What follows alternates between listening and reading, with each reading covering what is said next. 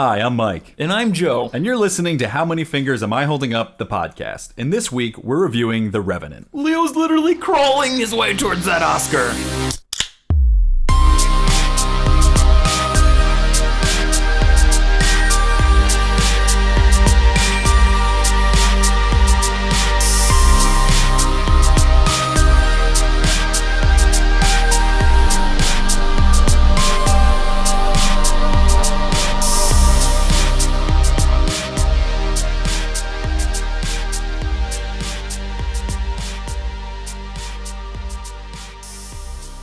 Hello and welcome to How Many Fingers Am I Holding Up, featuring two guys getting 3 sheets to the wind and reviewing movies in a weekly podcast format. And thanks to BB Canetto on Twitter, my good friend Tara, for that wonderful suggestion that I didn't even know was a synonym for drunk until then. It is. Apparently it's widely used as well. Yeah, it's 3 sheets to the wind. I think it has something to do with like the mast of a ship and like it wobbles if it's fucked up or something. Oh, yeah. Okay.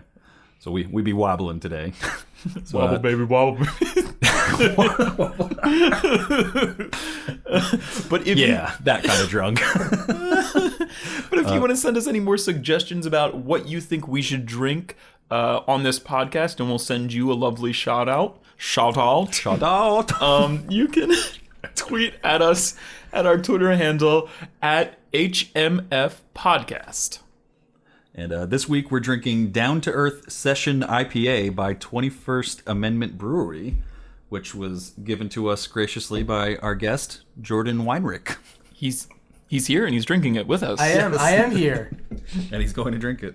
I am. It's been sitting in our fridge here for a very long time, so we're just going to consume it now and get it out of the way. Let's open it up. I definitely didn't open it before this. Let's find out why it was in the fridge for so long.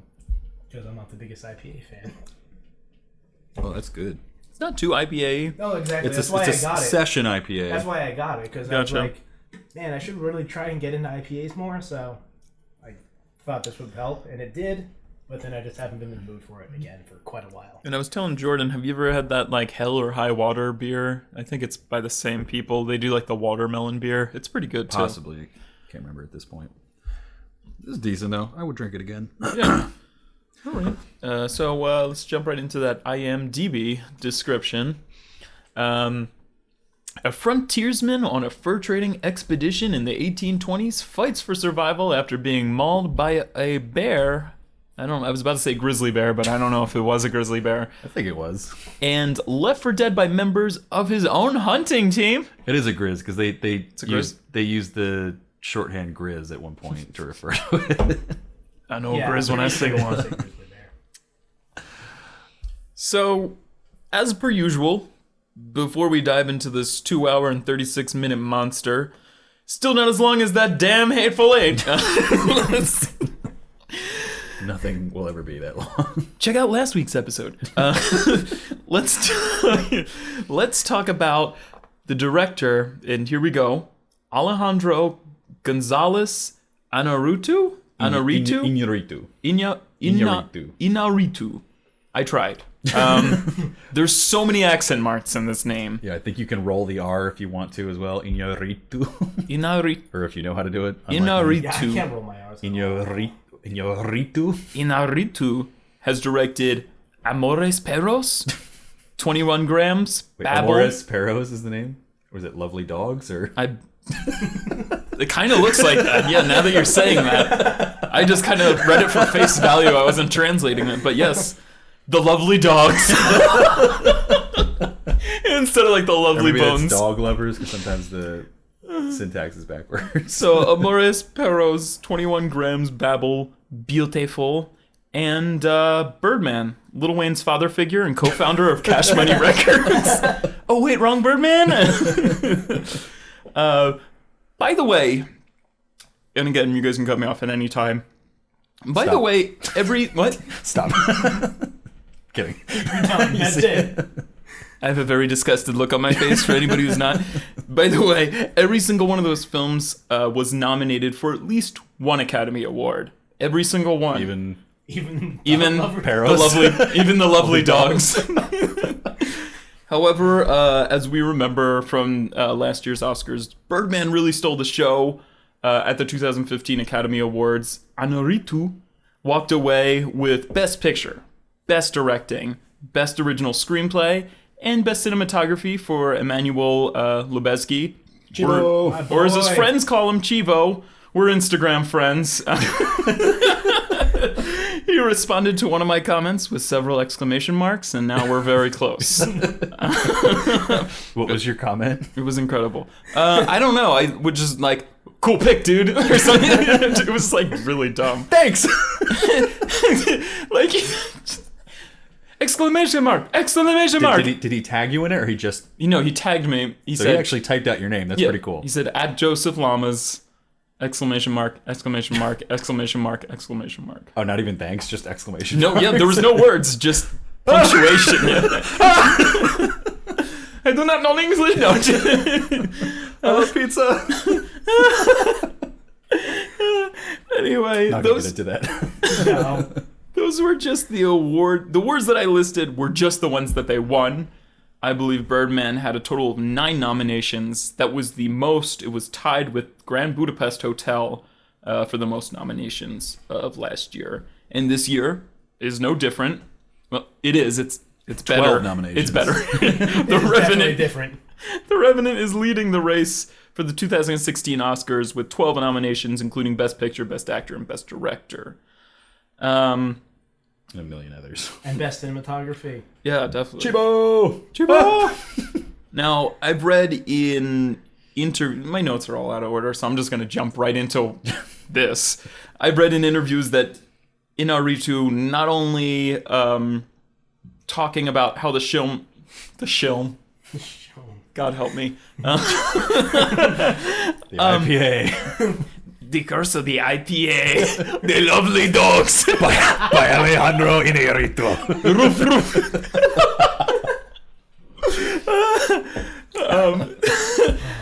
That this film was not only shot with 100% natural light, but it was also shot chronologically, which Yes. all things considered makes sense. But I'd also like to know, like, to what degree of how chronologically.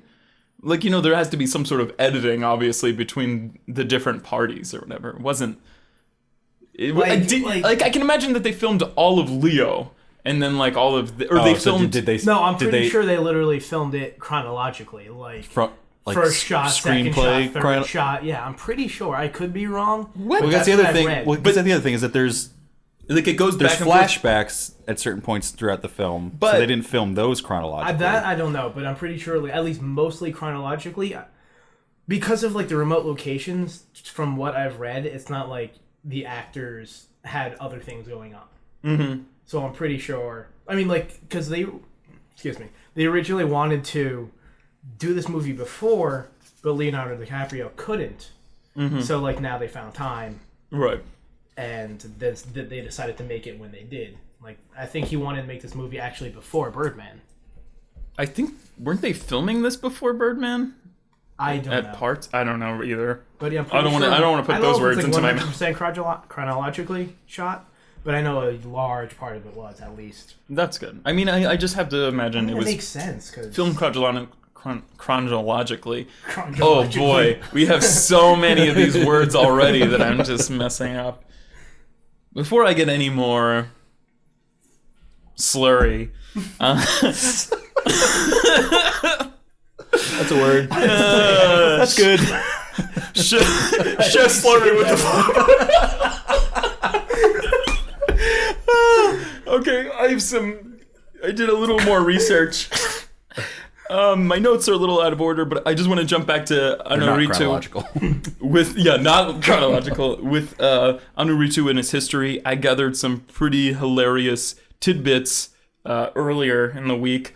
So when Anuritu was working on his first film, The Lovely Dogs, another little Mexican filmmaker by the name of Guillermo del Toro helped him in post and helped him become like shape his film, which is like super interesting. That's awesome. In fact, here we go. Inarritu, Del Toro, and Alfonso Cuarón frequently collaborate behind the scenes with all of their films. Really? How wild is that? That is awesome. Okay. So, awesome. not only that, but let's go deeper into this BFF, Mexican BFF friendship. So this is like three of the most influential directors in Hollywood right now. I mean, can we call them the Three Amigos? From literally, listen.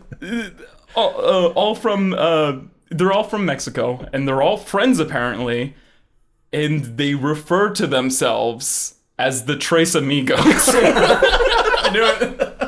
And they used to have, they either still have, or they used to be more predominant in a production company that they all had, and it was called Cha Cha Cha. Also, Inarito used to be a DJ on a radio show in Mexico where he would play a playlist of rock songs that would serve as a loose narrative, and he would talk over like songs and stuff. What? I know, it sounds hilarious. I need to find this. But that's those were some tidbits. That's good. That's good. Oh, Inarito. Cha Cha Chas. Tres Amigos. But so, yeah. And yet, this was got 12 nominations. Right. It was nominated for 4 Golden Globes as well, which it won 3 of those. Best Actor in a Drama for Leo, Best Director for a Drama for Inarritu, and Best Picture for a Drama. Right. Which sometimes can be like an early sign of what's going to do well at the Oscars is what does well at the Golden Globes. So I think that probably bodes pretty well, as if the 12 nominations didn't already bode very well. Yeah, really, yeah. Yeah, I would not be surprised if this came away with the most wins by far. From the Oscars, just based on those nominations alone, and then They have great odds. already winning at the Golden Globes the three biggest awards: Best Actor, Best Director, and Best Picture. So probably going to be hearing a lot more about Revenant in the weeks to come, leading up to the Oscars and following, when it obviously is going to win a bunch of shit. Right, yeah. So I think this is just more dumb shit before we actually get into describing the film. This was actually linked up. This is like the other half of the bullet point that I was saying before, but they shot this in completely remote areas, obviously, of Canada and Argentina. I think they shot this over the course of 11 months, which sounds like a fucking nightmare. Yeah. That's what I have.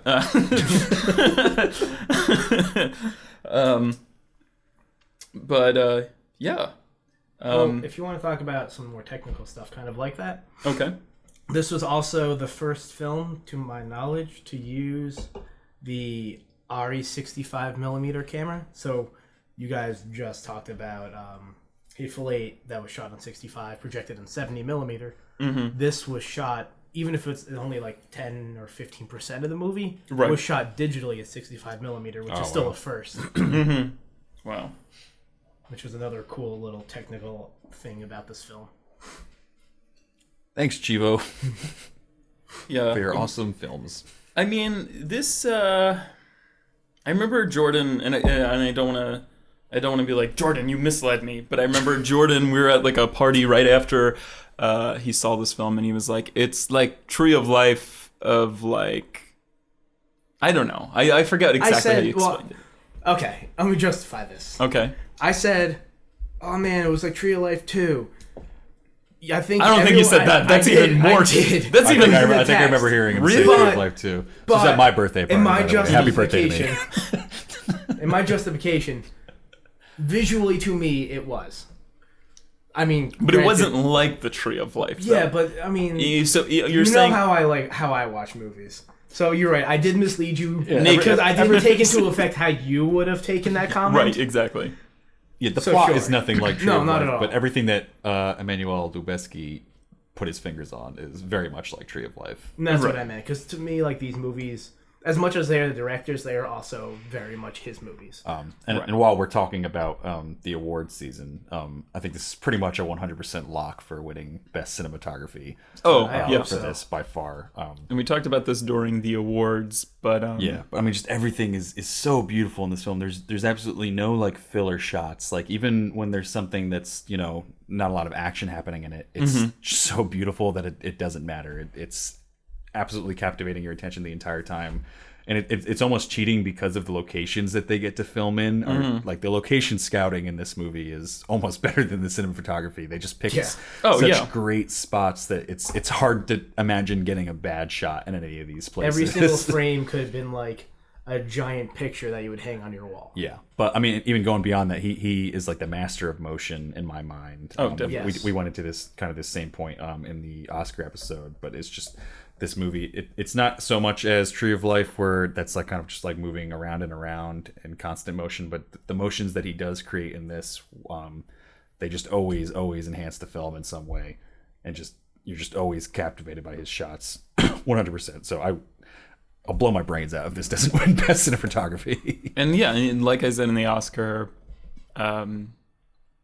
nomination response podcast, whatever we ended up calling that, establishing shots. Chivo or what is his actual name? Emmanuel Lubezki. I think is the best cinematographer alive today, and maybe one of the best cinematographers ever. Again, it's just this film He's my is favorite cinematographer currently. This film is a powerhouse. He is a powerhouse during this film. He just like never stops. Every shot is just better than the last. Then again, I still think Tree of Life is my favorite cinematography that he's done. I did have complaints about some of this, like for example, one of the most interesting things I think about this was the choreographed shots. Like right off the bat, we have like the scene where the fur in the beginning. Opening section. Where the fur trading or the frontiersmen become under attack from the Indians. The Ree. Yeah, and it's just one long shot, and I feel like a ton of choreographing had to go into that. And it was a really interesting choice. I mean, coming off of Birdman, I can understand like they want to do that again, but it seemed like such a big risk, and like things even like arrows or flaming arrows, like narrowly missing people or hitting people was like such a, Well, in that effect, I bet you, I could very well be wrong, but a lot of those flaming arrows and a lot of those other things are CG. Oh no, I believe that, yeah. But yeah, that I feel like I heard myself say like, man, how did they choreograph those guys getting killed? Like, like, but yeah, back to that, like, wait, those guys are still alive? To me, yeah, sure, Tree of Life was generally better in cinematography to me, but I think that opening scene is probably one of my favorite opening scenes of all time. I didn't care for that opening scene. I loved that opening scene so I thought, much. The actual like opening scene, or the scene we're talking about? That whole sequence. Because, yeah, you're right. There's like before the title card pops up. There's like 5 minutes before it gets into that giant single take. When they're out there and they're like looking at the dead elk. Oh, okay. Yeah, because that's before, and then when they come back, that's when that whole single take starts to take place. What I want to know is what you guys thought of, because I did not like it, was the minute that the film starts, before the title card pops up, and there's like a flashbacks and stuff, and it's like 2.5 minutes of like just like random like wife flashbacks and like kind of like him standing around trees. And it was kind of awkward, and I kind of wish it was just even though there are flashbacks and dreams and hallucinations or whatever during this, I really wish it was just like a straight story instead of like, here's just a little bit of what's been happening with me. Throughout, or you just the beginning no. you're talking about? The minute it starts. Oh, so you would rather it just opened up scene. in that kind of, with all the trees and the river water, yes. when they're hunting the elk? Yes. Okay. I would have rather it started, because it's just kind of like, I feel like they're not...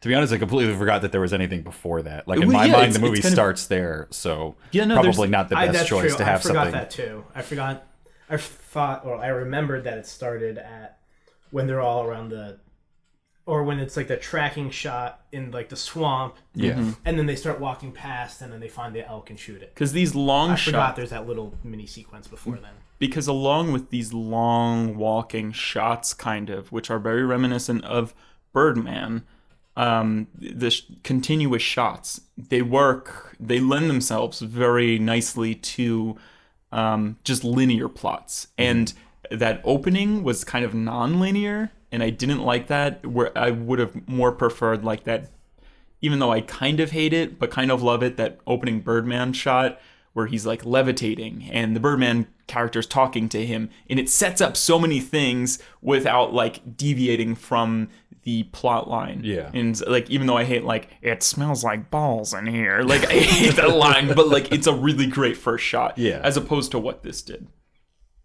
Well, I mean, if that's the case, then like you probably don't like Tree of Life's intro shot either. Well, Tree of Life was If I cut differently. Refresh my memory. What's the Tree of Life I intro remember it's starting off with Sean Penn when he's in the office or going up to that office in that glass building. But Tree of Life wouldn't spend if I remember like 5 minutes on a single shot, though. You know, they there didn't was a lot have quicker like cuts in those. I feel sequences. like those sort of shots started with Birdman.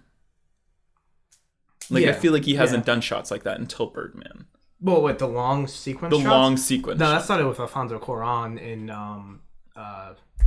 Children of Men. Yeah, that's true. Children but of Men has some of the best long takes. But you know, like there was never a scene where the camera would follow somebody in the Tree of Life for like 2+ minutes. Yeah. Yeah. So like I thought everything that was cut in that movie was cut appropriately. Like if they had long like continuous shots and then they cut into dinosaurs, like I would be like, what the fuck are we trying to do here? But like it was I guess that's where like we might differ a little bit in the visual storytelling, because I prefer long shots to quicker cuts. I feel like long shots But that's not what I'm saying. I'm just saying that non-linear quick cut like beginning. Yeah, I agree. Like that was unnecessary. It was. Right. They I feel like they might have added that after in editing. They're like, you could add this here. But while we're talking about that, I also found myself yearning for more surreal shots. Like I love those shots where like Leo would be like laying down next to the camera and his breath would fog up the lens, or he'd like stare right into the camera. I think that's also like one of the last shots. or the one shot where reminds me of Tree of Life too, where he's lying down and his wife This is literally what I was about to say. floating Yeah. above him, And that's like a half a second long. But the flashbacks and nightmares had a lot of surreal stuff in them. Oh, definitely. I love those. maybe we should just get more into like the plot of the movie. Yeah. For those who haven't seen it, so I guess it opens with Leo and his son, who he has had with a Native American woman, so it's a half-breed son, they call him. That's what they call him. Right, I know. They do call them that. But it almost sounded like you were calling him that at first. He's a half-breed. He's a. So that they're hunting, and basically Leo is like an experienced tracker and hunter on the frontier who has been hired basically to guide this quasi-military expedition, fur trapping expedition, through this land that he knows very well. Right. So they're trapping a bunch of fur, and the Ree, which is a tribe of Indians, attacks them. What are you laughing about? I hit me and Jordan playing footsies. That was my fault. So the Ree attacks him. That's where that long tracking shot that we were talking about, the continuous take, comes into place. The Ree attack them. They retreat to the boat, Right. and basically they have to abandon the fur at this one point and find another way around to get back to this one fort. So they bury the fur. They start on this expedition. And I guess that's where the first like differences occur, is between Leo and Tom Hardy's character, who doesn't want to abandon this fur that he's worked so hard for. And I guess the biggest plot point would be Leo in the morning, one of these times, goes off hunting and gets raped by a bear. Let's talk about that. Talk about that, yeah, that Because- phenomenon. Hold on, but real quick before Okay. that, because there's a plot point which I feel is kind of important, but no one talks about, and I feel like this should have been more important in the film itself, is why the Indians attack them. Because remember how like they're trying to find the daughter who got kidnapped, Right. By the French, yeah. Yeah, but there's like very little in the movie about that. What do you mean? Go on. I think the reason that they attacked in the first scene is because of that. They're looking for that daughter. I know that, but like, there's to me like that's a whole nother plot point that I also wish they kind of talked about a little bit more, because there's only a couple scenes that actually. I thought they make paid that enough attention to it. I mean, immediately after that, a whole first attack scene is done. You see kind of the, I don't know if he's necessarily a chief, but the leader of the specific attacking and then, group is talking about, oh, my daughter was she's captured. Not here. Yeah, we have to go look for her elsewhere. Yeah. So you understand that that's what they were looking for in this attack. Mm-hmm. And then they have the other scene where they first go to the French to sell them the furs that they stole, and they're asking, I need horses because I need to go find my daughter. And there's only 2 other scenes though, because then there's the scene where Leonardo DiCaprio comes across her, and then the final scene when they're together. Right. There's like only 4 scenes that mention it in this whole long movie. I thought that was enough though. I mean, I got the point. Like, and I didn't know that. I got the point. I didn't know that there was anything else to tell, because it is still Leo's story. It's more just that plot device is essentially it's a plot device for what happens later with Leo. I just wish there was a little bit more of it. It doesn't really affect like my overall. I do. Process. I can definitely at all. I just wish there was a little bit more of it. I mean, yeah, because it does tie into the central theme of the film. Right. We'll get into that more later, but just the different way that people handle revenge in a way that's basically the biggest theme. But going back to Leo getting raped by a bear. Right, yeah. He gets mauled by a bear. I wish I remembered which website it was, but some website reviewed the film pretty early on and I guess interpreted there are certain shots where the bear, I mean, I guess if you've never seen a bear maul a person before, you might think that that's what's going on, but I guess the way that the bear was approaching Leo and certain body motions that the bear has, someone was furious about the fact that there was bear rape in this movie. And posted a blog post about it that basically just became a trending topic for like a day or 2. Yeah, and it wasn't even that I think they were like furious about it, is that they just like thought they like discovered a new plot point in the film or something, or just like I don't even know, but like honestly I watched it and I completely just didn't even remember that, like, and that's like, you know, I have a mind that would like that generates like a joke about different scenes or whatever like immediately, and it never crossed my mind. It didn't even look remotely like I mean, I think they just thought it was something that was like going too far. Like they're in their mind, they're like, oh, the bear is mauling him. That's all we need. He doesn't need to rape him. Right. We don't need bestiality in the film. Right. But it's like Leo has his clothes on the entire time. Like, yeah. They like never the bear really is like sniffing him and stuff. But like, it's not sexual. That's just the way that animals attack. Like he's treating it like food. Right. Yeah. The only time he really makes contact with Leo is like with his jaw, like with his mouth and with like his claws. Like there's no other like. I mean, there's like one scene where he's kind of like jumping on Leo, like to kind of like crush him. I guess I don't know if that's like a bear tactic. Or bear tactic. You'd have to ask Jordan. Yeah, it is. Just but I didn't see anything that was like conclusively like it seemed like something like he thought about after the fact and was like, oh wait, that bear was raping Leonardo DiCaprio, right, yeah. Which I think is super fucked up based on the fact that there's actual rape that occurs in the movie. The plot point we were talking about before, the again, I don't know if he's a chief. I don't know what rank he holds in terms of this tribe, but he's a leader at least of this war pack that's attacking, trying to find his daughter, who was stolen by fur trappers or traders of some kind. We come to find out later that the daughter was actually stolen by the French at their outpost, and they've basically just been keeping her as a sex slave and raping her whenever they feel like it, whenever they get drunk. Right. So there's like actual rape of an actual human being that happens in this movie, but the trending topic is bear rape. Like that's the thing that someone was so like offended by. Right. I just thought that was kind of weird. That is weird. But I mean, the bear mauling is definitely the turning point and basically the driver of the whole plot, because people have been saying things to Leo's son the entire time based on the color of his skin. There's even a scene where Tom Hardy's character says something and Leonardo's son, what's his name, Hawk, says something back, and Leonardo gets really mad at him. And Hawk is like, well, at least he heard my voice. And Leonardo says, well, he doesn't hear your voice. He just sees your skin. Like, you have to be quiet if you want to survive out here, because all they care about is the color of your skin.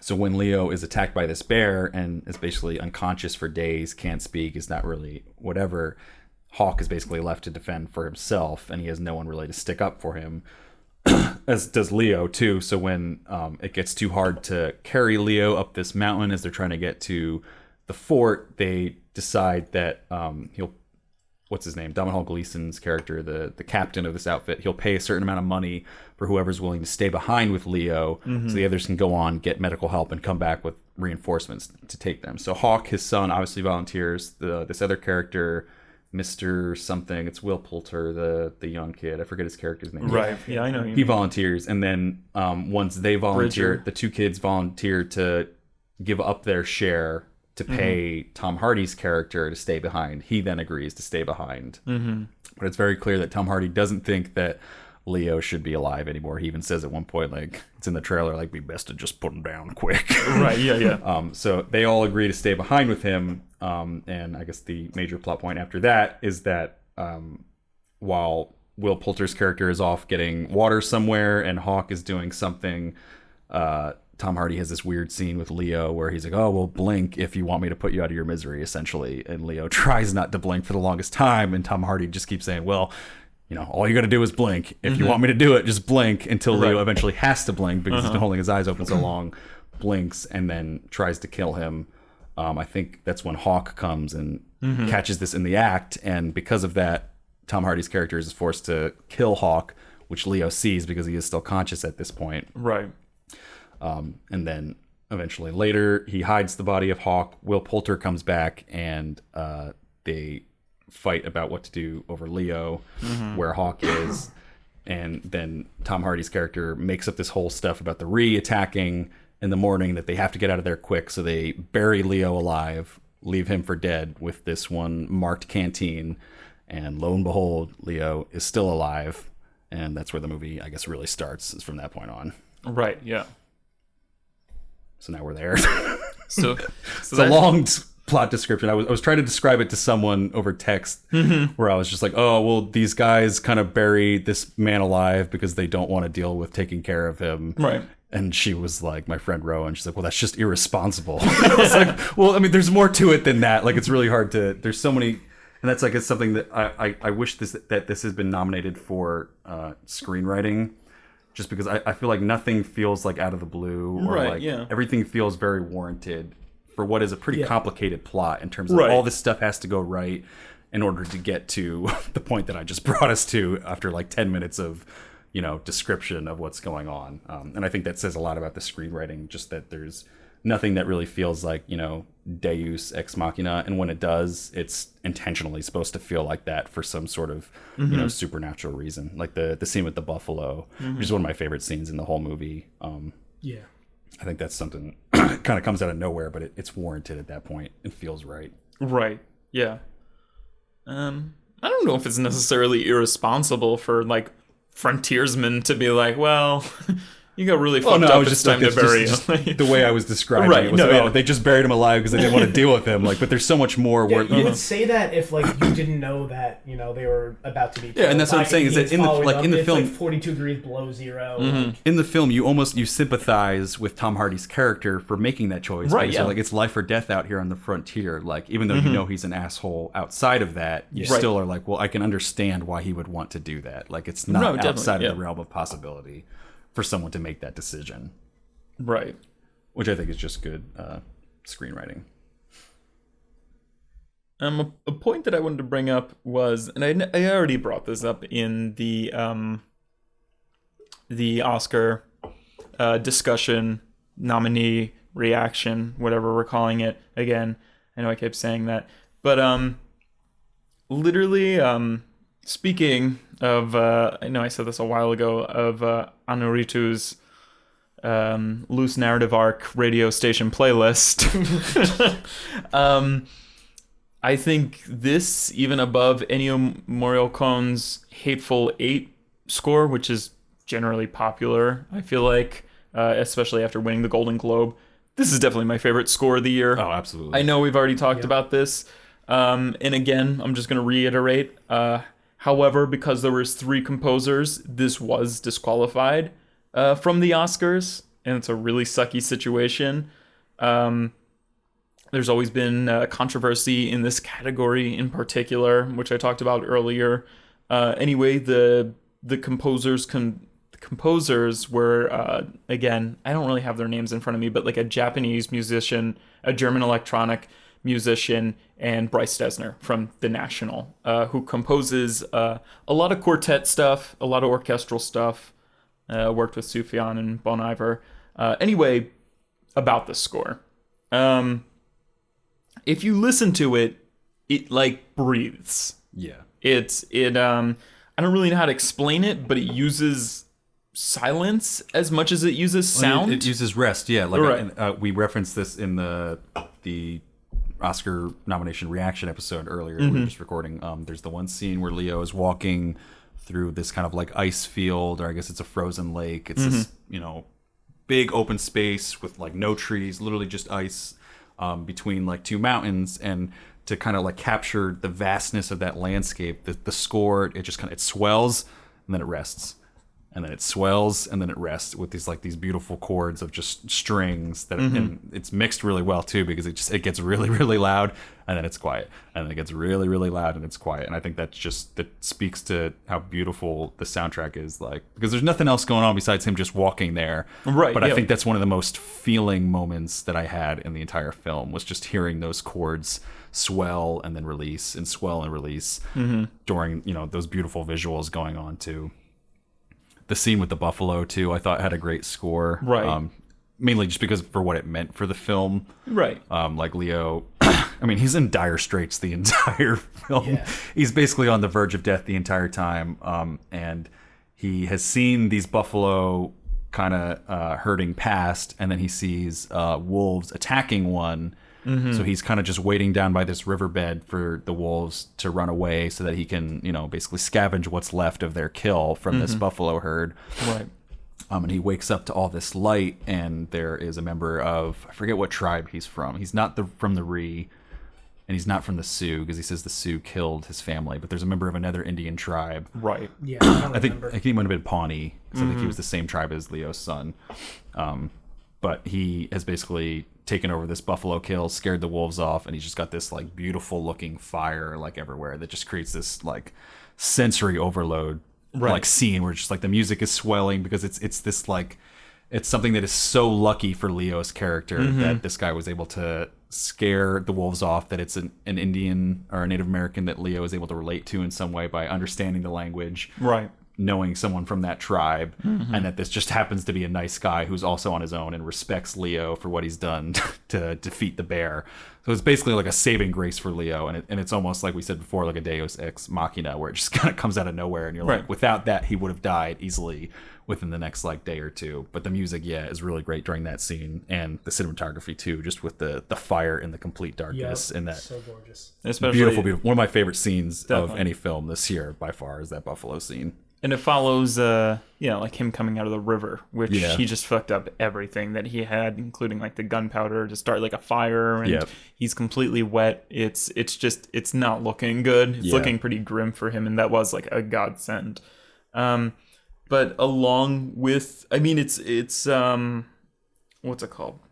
It's predominantly like a string piece, but apparently I was reading that Inarritu was pretty insistent on using like some older model of synthesizer that he had to also use in the score, and I don't know for sure, but I feel like that's that sound that's like that super disorienting ringing sound that sort of sounds like as if something was ringing in your ears. Like the tinnitus sound? Yeah, which is, I loved that sound, like along with the strings, and it didn't stick out at all. It was just, it kind of just went with it.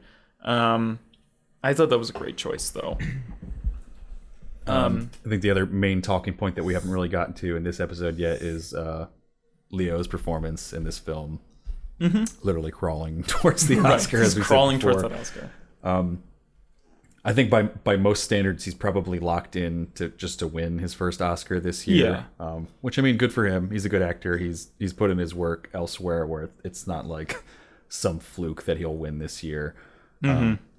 but I think we've talked about, I don't know if this is really the performance that he deserved the Oscar for necessarily. Not that he was bad, but it's not his best performance. He's had such better performances elsewhere in his career.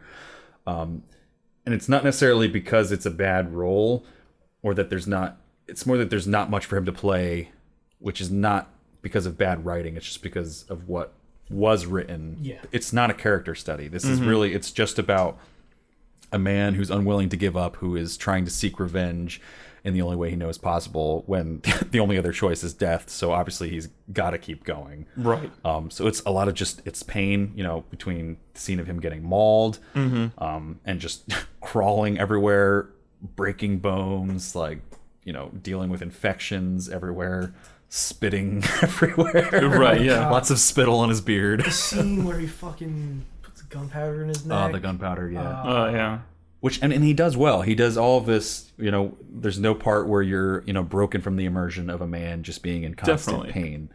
But it's different from what we're used to seeing from Leonardo, which is, accents and character studies and stuff like that. So it's just weird to see him get nominated and probably about to win this year for this character. Right. But again, not that it was a bad performance at all. It was a fantastic performance, and it didn't take away from the film at all. It completely served the film. Definitely. It's just strange to see this be the one that he's going to win for, as opposed to last year for... Was it last year for Django, or was that 2 years ago? That was still best supporting though. I don't think it was last year. Yeah, you think you're talking about Wolf of Wall Street? That might have been Wolf of Wall Street was last year, and then Django was the year before. I'd rather him win for this than Wolf of Wall Street. I didn't really that wasn't stand out Leo for me. I thought he was pretty good. I mean, he was good, but it wasn't his even best. Just for the car scene alone with him on the Quaaludes. Yeah. But still, I guess that's how award ceremonies are, and it's sort of the luck of the draw, because a lot of times Leo's been up for Best Actor, and there just happens to be somebody who's having someone who is a fire performance of a lifetime. Yeah. Right. And so I think that's karma comes back with this, which is not the best performance. Not the best piece. Yeah. Really, the performance was great. It's just the piece that was lacking. And I don't know, if he wins, he wins. I hope he does win, just because I think he's the best in the category, really. Yeah. Although I think there's others that should have been in the category, but we went into that in the Oscar episode. And then also, in terms of acting, I think Tom Hardy is phenomenal and even better than Leo in this role. Yeah, because I think he's got everything going for him. He's got the accent, I think, is working for him. The look is working. The character, you're completely immersed in believing that Tom Hardy is just this asshole frontiersman. And then the emotion in the scenes that he does have to show, I just think everything's there for him. And I don't think he's been nominated before. I think this is his first nomination. I would really like to see him win for this one. Yeah, definitely. I definitely think he did a better job. And I think his character was just better suited. He's given more to work with. I think we learn more about his character. He talks about the scenes about him getting scalped, or stories about his father, where Leo, we mainly learn about his backstory through flashbacks of times with his son and his wife. Or good times where his wife got murdered.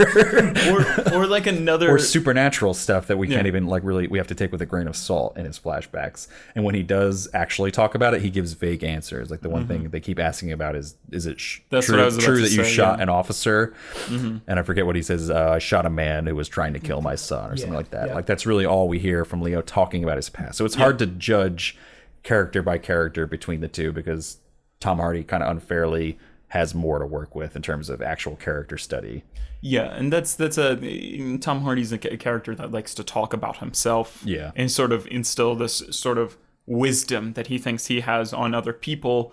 I think, he doesn't really trust the Will Poulter character, but he, again, you can see it in his eyes where he would love to teach him things and be this is kind of how it is. He opens up because he tells him what he wants to do, take all the money, go down somewhere south. Texas. You learn about his goals and everything. And he tells him about his dad and everything, as if this kid is his son, kind of be well, my daddy told me and I'm going to tell you kind of thing. But the only, what I was going to say and what you said, the only real device. The only real device that they use to show Leo's past through dialogue is other people saying, "Is it true? Is it true? Yeah. Is it true?" And at one point, I'm like a little sick of it, but still, I don't know. I thought both of them were more convincing than Domhnall Gleeson. Yeah, I think he's kind of out of place in this He movie. is, yeah. And he's a fantastic actor in other roles, but Definitely. I don't think he has that timeless look or the ability to slip into a timeless look Exactly. as much as a lot of the other characters Right. in this do. Yeah, I kind of felt like I was watching Harry Potter sometimes when I was watching exactly. him. Yeah. Even if he was playing the emotions, but I just don't think he's convincing in terms of just overall look, which sucks. Not fair to him, but some people just don't have that look to. It went with his character because his character was supposed to kind of feel out of place to me, like some like greenhorn in like this place where he shouldn't have been. Like he wasn't really ready. Yeah, for he was that kind of job. But at some point it goes too far and breaks the immersion. I think for us when It's just a casting choice that I think could have been done better. yeah, but it's a small enough role where it didn't really detract from the film. Going back to Tom Hardy, I think again why I'm still pissed that this wasn't nominated for screenplay. The one scene where he's sitting with the Will Poulter character, they're roasting something that they caught that day, and he's talking about a story about his father, and the ending of the story is essentially like God thought, or his father thought that God was a squirrel, and Right. he says like, Eat forget that son of a bitch or something. yeah, I shot him and I ate that son of a bitch. Like, which I think it just fits so well with like the underlying themes, which are I think so beautifully put into this. They're subtle. They don't beat you over the head, but there is just this constant feel of there's something bigger in the world. Even in the title itself, like the Revenant is supposed to be like a spirit and like something otherworldly. And Right. between like the buffalo scene and just the mythology of like the Native Americans and whatnot. And just the way that they approach revenge, like when he meets that one guy during the buffalo scene, that guy says that, well, my entire family was killed as well by a pack of Sioux Indians. Right. And I forget what facilitates that exchange, but he comes out with this line where he says basically like, revenge is not essentially up to you. Like it's something Revenge is in God's hands. yeah, revenge is in God's hands, and that becomes a theme for the rest of the movie is the different way that people handle revenge. You have the Ree leader who is on this war path, essentially trying to find the people who stole his daughter. You have Leo who is defying all odds to try and get his revenge on Tom Hardy for killing his son, and then you have this guy who's just kind of trying to do good deeds to everyone. Right. And he's I can't go search for those Sioux people. It's not in my hands anymore. It's in God's hands. And I Right. think that kind of ties into that theme of there being something bigger out there, that it's God or whatever higher being, whatever higher nature, whatever you want to call it. It's their duty to handle revenge. It's not your duty, which I think fits great, even though the whole movie is about Leo trying to get revenge. Because now that we're getting towards the end of the episode, when he is finally able to track down Tom Hardy, spoiler alert, he's not actually the one who kills Tom Hardy. And again, I think it also ties into how great the screenwriting is, because they have planted these devices throughout in terms of there's the Ree tribe that's looking for the chief's daughter who's been stolen by the French and raped. At one point, Leo's character comes across the French and is able to free the Ree's daughter. So later when he tracks down Tom Hardy, he's about to kill him, and then he has a flashback to the buffalo scene where he's remembering revenge is in God's hands, and he realizes he doesn't want to be the one that kills Tom Hardy, so he just sends him down the river, and he happens to float down towards the tribe of Ree that's caught up with them, and they're the ones that scalp and kill Tom Hardy, essentially because of whatever. And then Leo is allowed to survive. They spare him, right? Spare him because the daughter has been found by them after he set the daughter free. Yeah, and he's the one who found the daughter. So I just thought the way that was all set up was like, everything had a reward. It's kind of like the line about, if a pistol shows up, it's got to go off by the second act. Like there were things that were shown earlier in the film, and they all had a payoff at some point later in the film to a very satisfying ending in my mind. Right. And I really liked the way that the Indians were portrayed, spanning from the first big battle. They're silent and they're speaking a different language. And, they even have like that one guy who's blind who keeps like kind of wandering in front of the camera, or something's fucked up with his eye. the way that they kill is different from the frontiersmen or the fur trappers. And they're not shown a lot. They're kind of the unknown. Yeah, well, and even when they say they're there, like when they're floating down the river, they're like, oh, they're watching us right now. And you don't know. Yeah. And there's something specifically horrifying about tribes of people out in the forest or in the jungle, and that they tap into that. And I feel like that's like kind of like a universal fear. It's just creepy. It's like Cannibal Holocaust. It's like the Green Inferno or whatever. But at the same time, they do a good job of humanizing those people as well. So it's not just some like xenophobic fear that we have. Definitely. It's just a real fact of the scenario that these Indians, for the reasons they have of their own, want to kill people. But but during that first scene when they're under attack, you feel like real fear for the unknown for these guys, because you can't see the enemy at first. It's just like arrows, the flaming arrows coming. Yeah. And then and like you said, on the other hand, this feeling shifts with those humanizing scenes, and also Leo's son and Leo himself, the guy who helps Leo, the buffalo guy, and the end.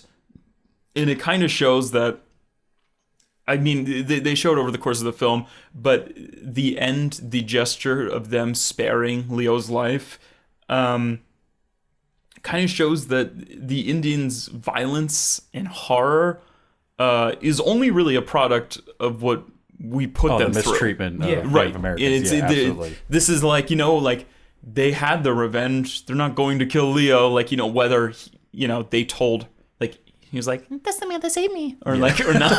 But it also or not. shows, like, they're done. They found her, kind of thing. But it also shows how rational they are, too, because when they go up to the French and be like, we want horses. Exactly. They could have easily just came in there with a bunch of, like, a huge tribe, killed them and stole the horses, but instead they bargained. Yeah. Right. They threatened, but they did bargain.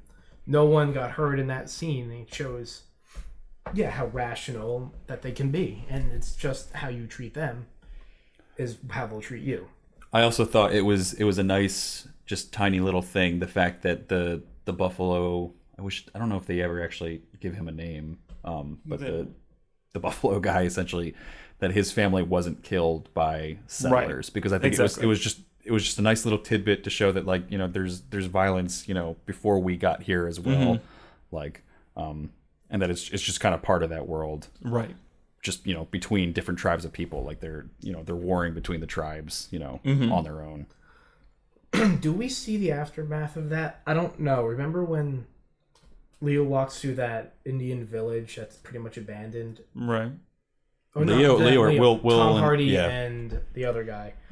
Is that the remnants of that attack, or is that just a random village? I think that's just a random village. I mean, there's no way to be for sure. Yeah. But I feel like we're getting closer to the end. But before we do, just to hash back to some cinematography stuff, just because, again, this is the cinematography of the year. And even though it was the cinematography of the year for me, and I feel like a lot of people, I was sort of split on a lot of the choices that they used for, like, these nature establishing shots. Like, whereas some would, like, sort of move through the environment in, like, a Tree of Life-esque motion, or, like, one of my favorite scenes is when Leo's, like, exhaling and fogging up the camera lens, and then it just kind of shows, like, a mountain range with, like, fog rolling into it until it completely covers it.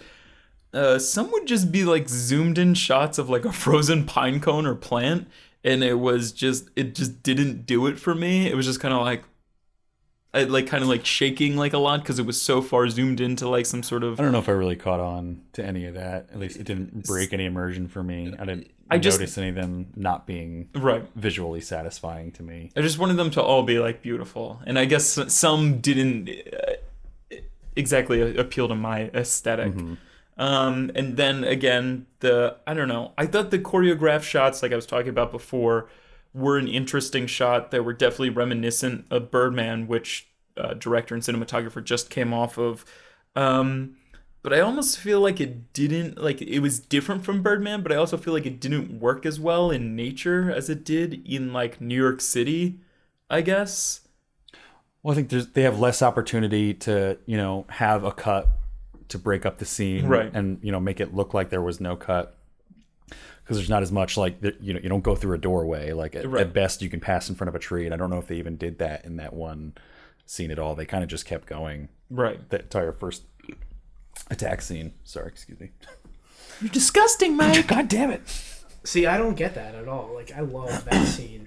I feel like that scene works so well. The only thing I can say is it does feel out of place because something like that doesn't happen again. Right, and it's is not that I love don't like. that scene. It's not that I don't like that scene. I just I think don't think works it very well in nature. I just don't think it fit into the film. Well, that's definitely the longest, but they do have pretty long shots elsewhere. Like the they bear have attack longer scene shots. is edited to at least feel like mostly one pretty long attack. Like, But it's not really moving around. It's kind of. Yeah, it's but it is just still angled it's a very and long angled take. and The other angled. scene is when he has that little like shelter down by the river, and the Ree come up on him, and he's hiding from them like before it goes he gets pans into the up, water. Then pans down, then pans back around. It's not and as pans drastic as the first scene, but it is still a long scene. out. There are definitely long. I would scenes. agree that the first one did feel out of place just because it was so obviously choreographed, and because it's a fight scene. There's not a lot of fighting throughout the rest of the movie, like even if there is violence in other ways. And it felt different from the violence towards the end of the movie when Leo and Tom Hardy's characters finally meet up. Right. Yeah, that's a very different fight. Yeah, just because it would be like you would be following one character, and then like a Native American would ride by on a horse, and you would follow that horse character somewhere, Right. and then eventually you would wind back at someone else. Whereas, it wasn't just two characters fighting each other that we follow the entire time, like it was at the end. Like, I feel like that camera, like, its purpose, besides being a gorgeous shot, was to introduce characters, introduce setting, introduce the violence, introduce a feel, and I think it does that all very well. It still had a purpose besides being like some technically difficult, long choreographed shot. No, and I don't know that I have an alternative if I had been behind the camera that I would have offered. Right. But just on a pure, surface level, it does feel out of place compared to the other shots. Even if I did enjoy it and thought it was beautiful on its own, it wasn't as consistent, I feel, as the rest of the movie. Which it's hard to be because it's like a 5 to 10 minute shot, and the other ones are 2 minutes at most for the other shots. But yeah, I guess And we there's probably a want lot. to start. The last thing about that is there's a Go lot for of it. interaction with people. All the other shots don't have any other people. Yeah, really. there's only like just 2 Leo. or 3 people. Mhm. And that's it Leo for and that. nature. But yeah, I guess we want to probably start winding down. Show some fingers. Any volunteers to go first with the fangas? I went first last time, so somebody else. Mike, I think we should start with you. All right. Well, I really, really, really enjoyed this movie. I think a lot of the nominations are deserved. I think it could have even gotten some more. It definitely deserved a nomination for best score. Right. I really, really would have liked to see a nomination for screenplay because I thought the writing was great throughout. I felt pretty immersed the entire time, and it's a decently long movie, but I didn't feel that, which I think is always a good indicator for me in terms of how good a movie is. I'm gonna go with 4.5 fingers out of 5. It was really damn good in my opinion. Right. Maybe not the best of the year for me, but I really, really liked it.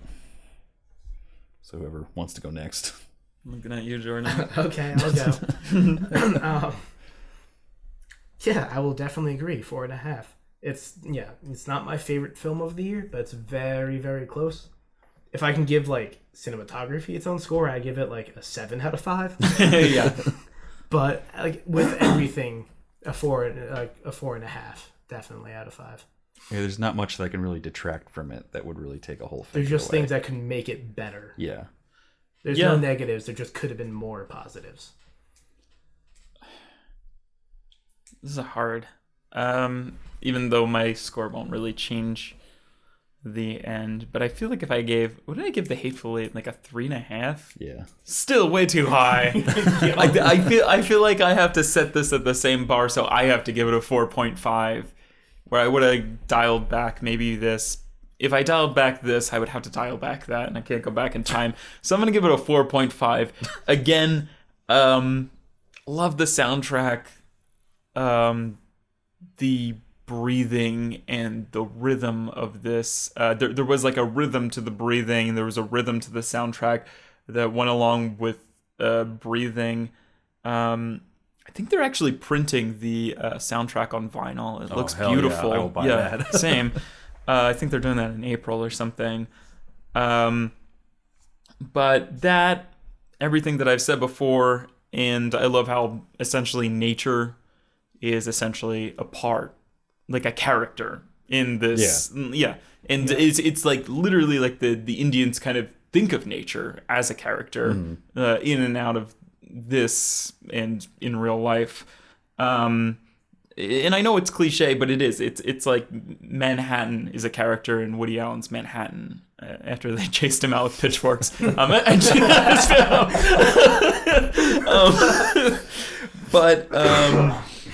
Yeah, I'm going to have to also give it a 4.5. 4.5 fingers. Do you really want to give it a 4.5, or you just feel peer pressure? I mean, you don't have to. No. Well, if anything, I feel pressured from the score that I get. I don't want to put this a half finger above The Hateful Eight, because this is so much better. And I think I just fucked up that score, so I have to keep going with this score. But if you hadn't given The Hateful Eight, I should have given The Hateful Eight like a 2.5 or like a 3 or something. Like what I gave them. Exactly. And then I would have given this a 4. Okay. But you're going to go with 4.5 as your But I'm going to go with 4.5. Even if I said 4, it wouldn't change the score, right? Yeah. Well, I don't know. Yeah, I guess that would probably it would still be a 4.5, so... Well, no, because we would round down. I think that would have to... No, you guys would still... It would still be a higher... 4.5 plus 4.5 plus 4. This is that part of the fucking podcast where we struggle with math. No, because it would come out to 4.3 repeating. We would round down, because we always round down, so it would go down to a 4. I want to keep it at 4.5. All right. Yeah. So I don't have to do the math for that one. Yeah. 4.5 times 3 divided by 3 is 4.5. 4.5. I want to put that in the movie. All right. Inside joke. So yeah, it was going on a long time. It's not an inside joke if you watch our film, Less Than 3. YouTube.com/less-than-3 short film. Anyway, signing out for... I almost said Less Than 3, the podcast. Might as well. How Many Fingers, the podcast. This is Mike. I'm Joe. And watch out for those bears.